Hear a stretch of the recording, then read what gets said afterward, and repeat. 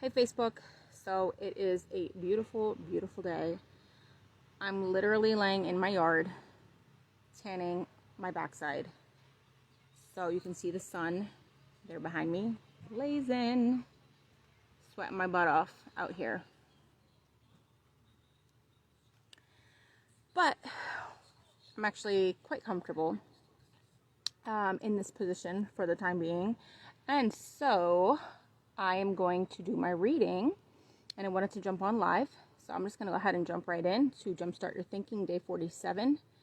Deliberate with caution, but act with decision, and yield with graciousness or oppose with firmness. Charles Hull. The essence of realistic thinking is discovering, picturing, and examining the worst-case scenarios. Ask yourself such questions as, what if sales fall short of projections?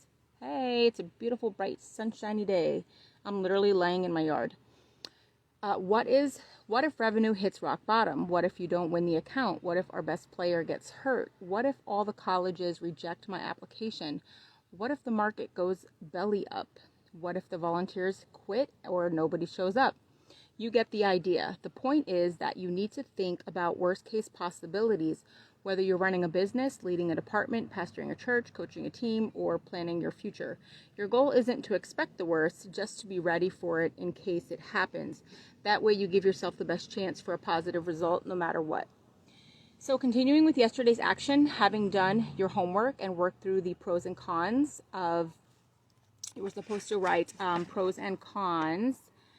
Write out an overview, describe the pros and cons of the challenge you're facing. And so, continuing on with that, describe the worst case scenario if things go wrong, and align your thinking and your resources accordingly. Go through all 4 steps before you take action.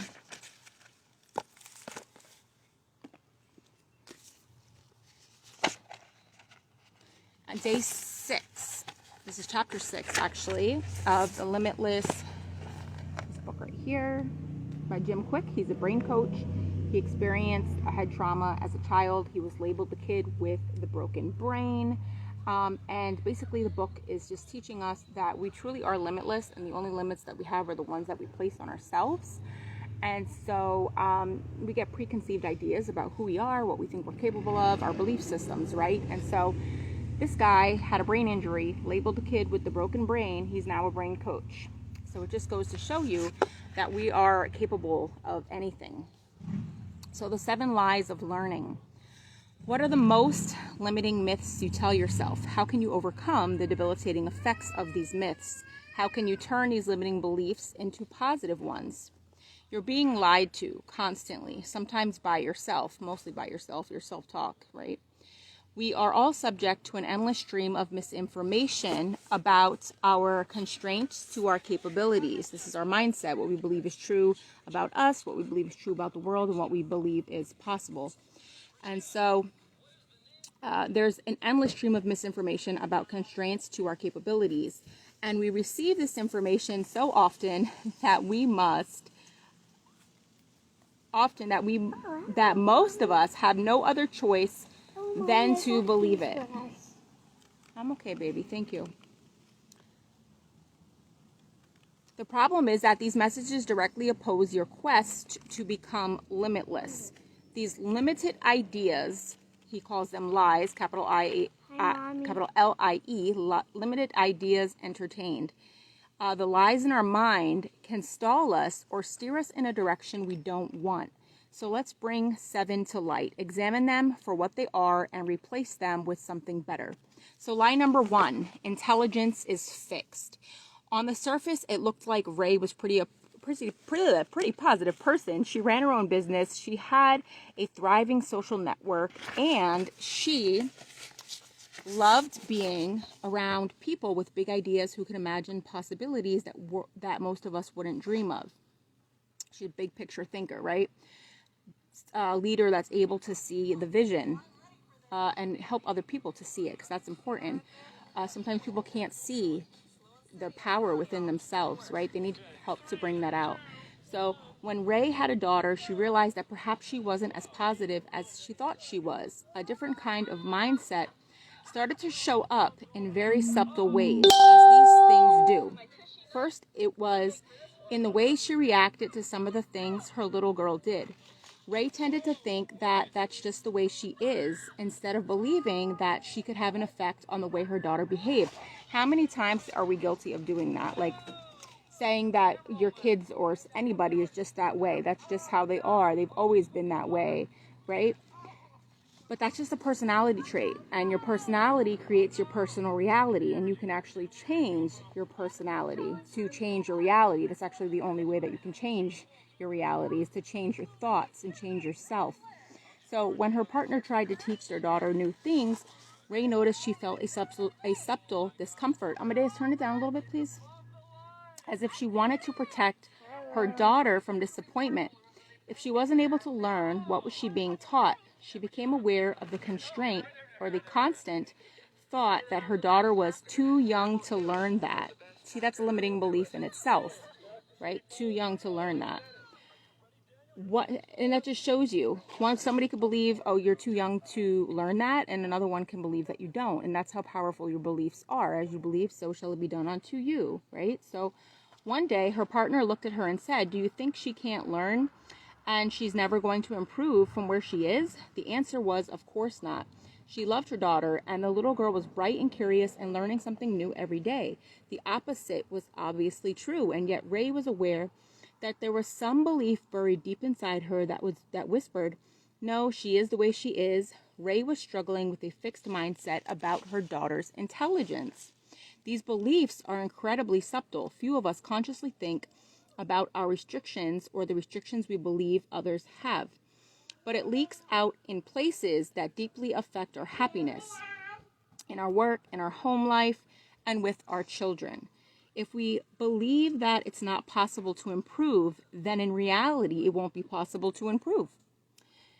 It's extremely difficult to accomplish something when you don't believe it can be done in the first place. You have to have that belief, right? Carol Dweck, a professor of psychology at Stanford University, describes the difference between a fixed and a growth mindset. Which one do you have? Are you fixed or are you constantly learning? Do you have a growth mindset? In a fixed mindset, students believe their basic abilities, their intelligence, their talents are all just fixed traits. But we know better than that. We're living, breathing biological software, and we are constantly taking in new information. They have a certain amount, and that's it, and then their goals become to look smart all the time and never look dumb. In a growth mindset, students understand that their talents and abilities can be developed through effort, good teaching, and persistence. They don't necessarily think everyone's the same or anyone can be Einstein, but they believe everyone can get smarter if they work at it. Like Ray, most of us don't think about whether we have a fixed or a growth mindset. So I ask you again, which one do you have? A fixed mindset or a growth mindset? Most of us have carried on thinking in the same patterns that our family did without even knowing it. And that's when you change your thoughts. That's why you're literally breaking those generational curses, because you're changing the thought patterns. Changing the thought patterns fire and wire new receptors in your brain, creating new neurological pathways that lead to a new experience. So, as subtle as this is, the adoption of one or the other deeply affects the way we approach life. With the fixed mindset, things are the way they are. We are powerless to change them, but we know better than that. We're not powerless. You may think you're powerless, but I don't think I'm powerless. I know that you have power. It's just a matter of bringing it out of people, right? So with a fixed mindset, things are the way they are, and we're powerless to change them. But with the growth mindset, we have the ability to improve anything. If Ray thinks, even on a very subtle level, that her daughter can't improve or grow, what does she do instead of teaching her? Probably a number of things. Giving timeouts, diverting attention, all those work to alleviate the stress of the moment, but they don't contribute to her child's growth. In the same way, if as adults we believe that we don't have the capacity to learn, what we do instead of taking the responsibility to teach ourselves what we want or need to know, We tell ourselves it isn't necessary. We make excuses, we blame other people or circumstances, and then we distance ourselves with things that make us feel good. We go to the material world. Oh, let's just distract ourselves with something that feels good, right? The genesis of this limiting belief is likely one that you either don't remember or that came from your early years. So the genesis meaning the beginning of that limiting belief. Where does it stem from? Where did it come from? Did it come from your parents, teachers, friends, relatives? Where did it come from? You probably do not remember, but it has a deep effect on the way you view intelligence and your capacity to learn. IQ scores and testing were created in the early 1900s to better assess which students would experience the most difficulty in school. French psychologist Alfred Binet and his student Theodore Simon were some of the first scientists to come up with a test that measured intelligence after they were commissioned to do so for the French government. They were able to devise a test that took into consideration age as it related to competency. They were also lauded for the fact that the test was easily adaptable to other languages and cultures. So more than 100 years later, it's still hotly debated whether these tests have the ability to measure intelligence, which is the ability to acquire and assimilate knowledge and information. Interestingly, Bennett himself was not happy with the way his test was used because it didn't measure creativity or emotional intelligence. Furthermore, our cultural understanding of these tests means we give these scores undue weight. We tend to think of IQ scores as a fixed reflection of our intelligence. But this isn't the case. The IQ test actually measures current academic capabilities, not innate intelligence. So to this day, IQ tests still don't measure creativity or practical intelligence, which you can think of as street smarts. And they certainly don't measure emotional intelligence, all three of which are increasingly more important in the workplace and in life. The important distinction here is to remember the difference between test scores and your ability to learn. Those who claim that IQ is fixed for life are in fact referring to our IQ test scores, which are relatively stable, not to our intelligence levels, which are constantly increasing, says Brian Roach of National University of Ireland. David Shank furthers this idea in his book, The Genius in All of Us. He writes that everyone has the potential for genius, or at the very least, greatness. But the reason we prefer to believe that we're either a genius or we're not is that we're either talented or we're not is because it relieves us from responsibility of taking control of our own lives. Yep, that is so true. A belief in inborn gifts and limits is much gentler on the psyche. The reason you aren't a great opera singer is because you can't be one. That's simply the way you were wired. Thinking of talent as innate makes our world more manageable, more comfortable. It relieves a person of the burden of expectation. Your intelligence is not only malleable, but dependent on your ability to cultivate a growth mindset. Start looking at your attitude in your language. Maybe you say to yourself, I'm not good at reading. I used to be that type of person. I didn't like to read. It took me 4 years to read Dan Brown's The Inferno. 4 freaking years, y'all. Okay? I've read, I don't even know, 10 books this year. But sometimes you tell yourself, I'm not good at reading. This kind of statement implies that you believe this is a fixed situation and that your skills can improve, which you could start to say to yourself, I may not be a good reader, but I'm getting better every day. I enjoy reading. Start telling yourself that. Your body will actually catch up, right? So instead, try saying something like this. This is something I'm not good at yet. Right? Or I may not be good at it now, but I'm getting better every day. This shift in language can be applied to anything you want to improve. Test scores, or like I told my brother, he was teaching Amadeus how to throw the frisbee, and he didn't throw it 100%, right? And so my brother's like, no, that's wrong. And I'm like, you shouldn't, because then he gets frustrated. You don't tell him that they're wrong, you reword it and you say, that was really good. Now let's try it like this. Right?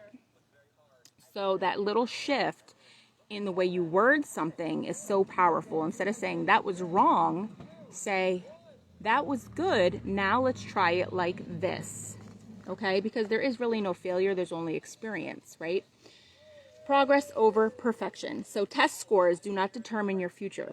They don't determine what you're capable of learning and accomplishing. Take your education into your own hands. This is the growth mindset. So here's the truth. It's not how smart you are, it's how you are smart. There are multiple types of intelligence. More on this later. Like so many things, intelligence is a combination of attitudes and actions and is dependent on context. New belief, intelligence is fluid. So lie number 2, we only use 10% of our brains. I've heard this before. We've all heard this myth. Some of us heard it for the first time in a classroom. Some of us heard it from a friend. Some of us heard it through the media, maybe a documentary, a TV show, or a movie. The myth is usually used in the context of highlighting longed for possibilities. If only we could access the rest of our brains, what could we accomplish? The story has been traced to a number of different sources, but as so often happens in the shaping of public opinion, it's likely built on the successive events. Some attribute it to author and philosopher William James, who wrote, "The energies of men that we are making use of only a small part of our possible mental and physical resources." It could have originated with the work of Pierre Flourens, a French physicist famous for his discoveries in the late 1800s about how the brain and the nervous system work together. Okay, so get to the point. Do we use 10% of our brains or not? Where are we at here?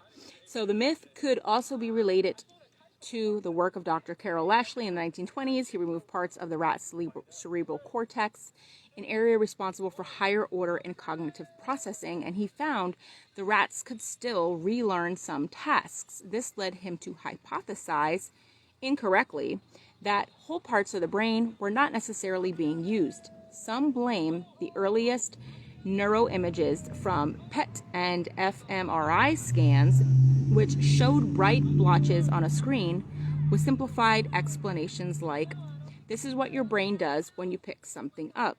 These images typically showed just one portion of the brain lighting up, leading the layperson to conclude that we only use a small portion of our brains at one time.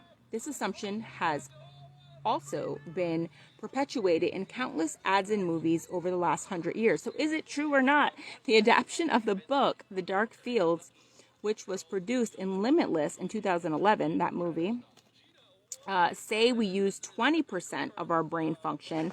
2014 movie Lucy, we use 10% at any given time. In 2017, an episode of Black Mirror, a show known for its research and well thought through use of facts and statistics, touted the myth saying, even on a good day, we only use 40% of our brain capacity. All of these storylines were focused on the idea of unlocking our greatness, albeit hidden potential.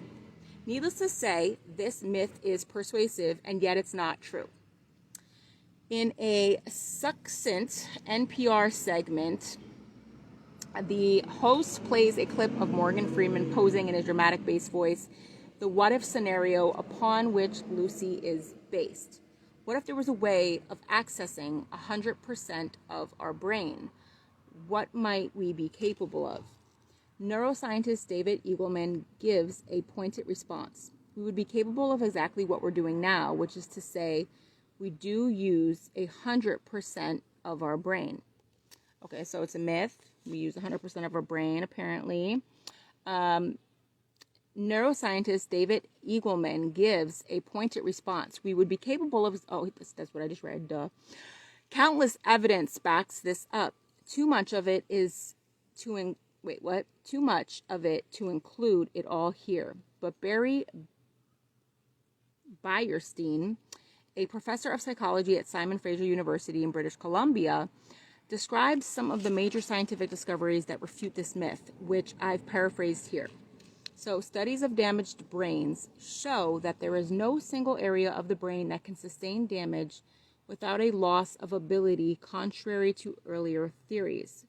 Brain scans have shown that all brain areas are active no matter what the brain activity, even while sleeping. All parts of the brain show activity. It's because the subconscious mind is never asleep. It's like the best time to listen to affirmations and stuff when you're sleeping. You say you don't got time, you got 8 hours while you're sleeping. 5, 6, 7, 8 hours while you're sleeping. Play something at night.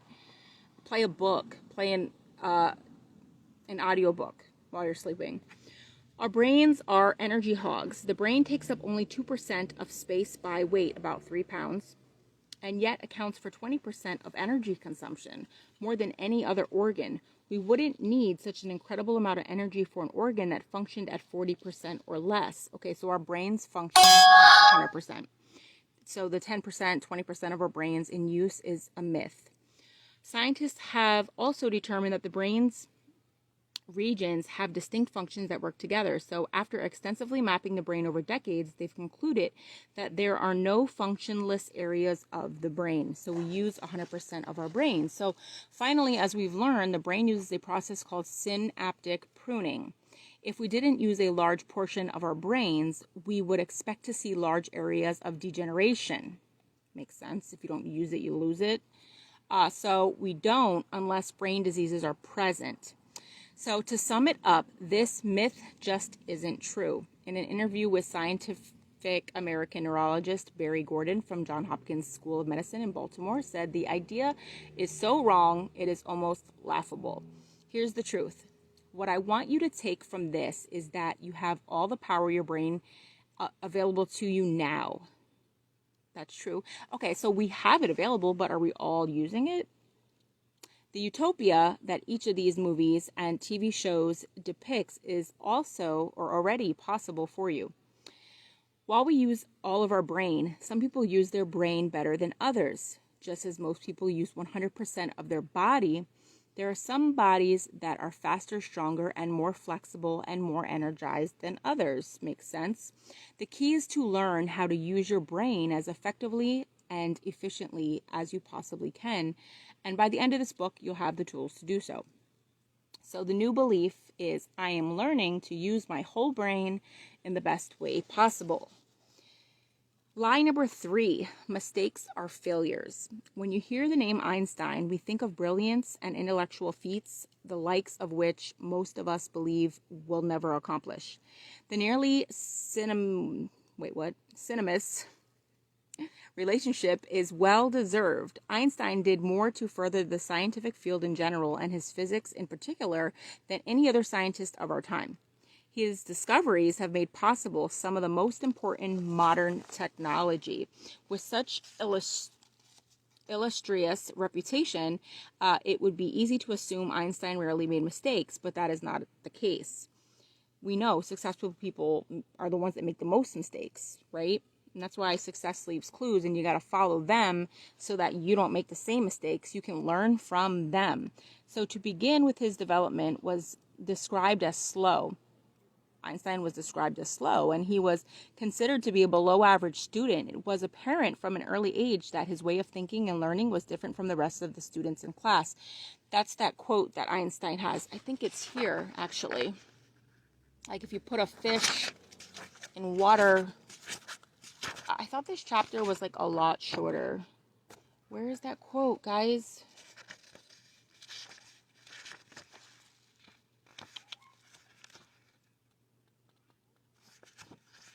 That's a good quote, but that's not the one.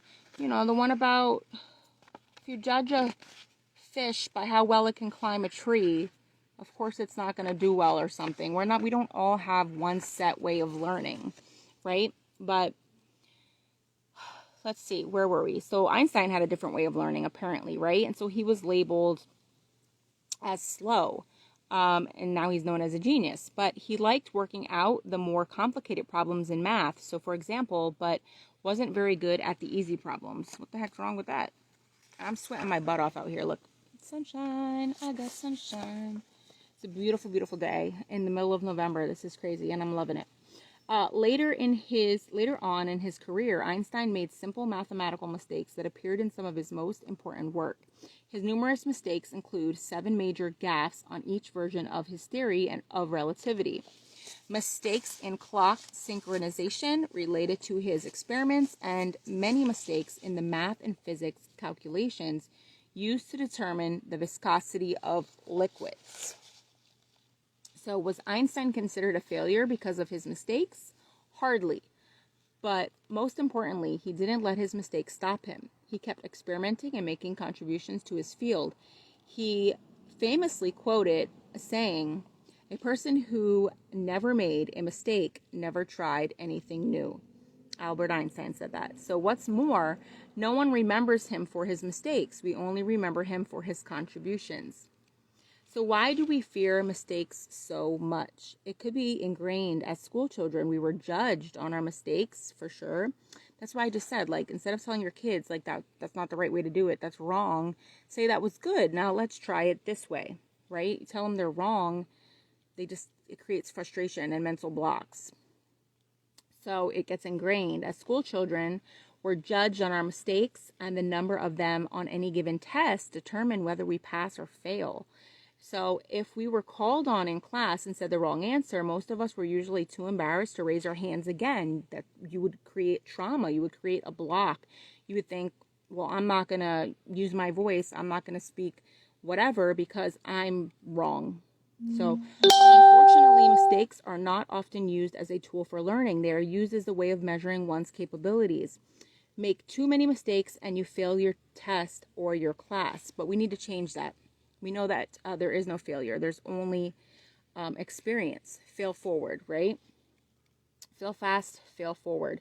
We need to change that. Too many of us don't come close to our capabilities because we are too afraid of making a mistake. Instead of looking at mistakes as proof of failure, take them as proof that you are trying. If you don't fail, you're not even trying.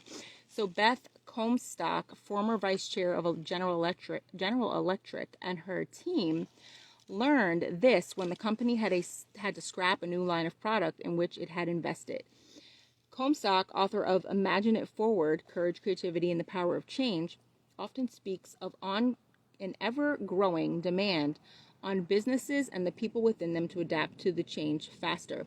She reflects on how she and her team were able to look at the mistakes they made not as a failure, but as a major learning lesson that led to the development of a new line that moved the company forward. Instead of dwelling on the mistakes, they asked themselves what they learned, right? Don't say, like, why is this happening to me? Ask, what is this trying to teach me? So here's the truth. Mistakes don't mean failure. Mistakes are a sign that you're trying something new. You might think you have to be perfect, but life is not about comparing yourself to anyone else. It's about measuring yourself compared to who you were yesterday. Can I get an amen? I'm not trying to be better than anybody except the person I was yesterday. And it's progress over perfection. You don't have to be great to get started, but you have to get started to be great, right? So when you learn from your mistakes, they have the power to turn you into something better than you were before. Also remember that you are not your mistakes. Making a mistake doesn't mean anything about you as a person. It's easy to jump to that conclusion that you're inherently worthless, but to make mistakes don't make you. Place them under your feet and use them as stepping stones to rise to the next level. It's not how you make mistakes, but how you deal with them that defines us. So the new belief is there's no such thing as failure, only failure to learn.